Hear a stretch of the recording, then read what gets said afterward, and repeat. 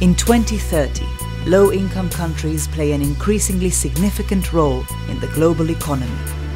Boosted by a huge injection of development finance in the 2010s, low-income states have chosen to avoid the emitting technologies and intense consumption of the developed world, instead choosing to invest in low-carbon technologies.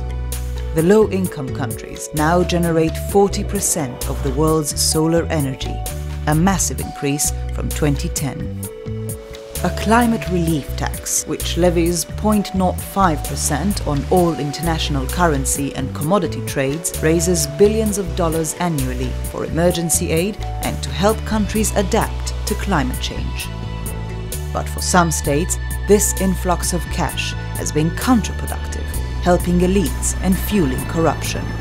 Increasingly, multinationals choose to relocate their headquarters to low-income countries attracted by cheap labor and the low-carbon electricity.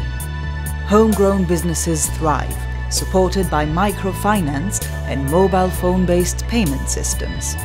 And local firms now market their brands and products all over the world. Farmers in low-income countries tend to work together in smallholder cooperatives and connect to the global supply chain using collaborative online networks. Progress on the Human Development Index is now far more significant for these low-income countries than any measure of GDP. And they are increasingly confident about their culture.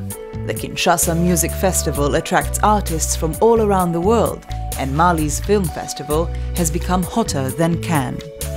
Across the world, internet access is widespread and very cheap, which has boosted delivery services like health and education and has helped to make business increasingly transparent.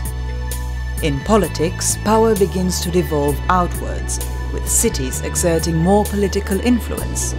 Lagos sends its own delegation to the UN, separate from the rest of Nigeria. The increased wealth of the booming low-income countries means more consumption, which increases the pressures on land and forests.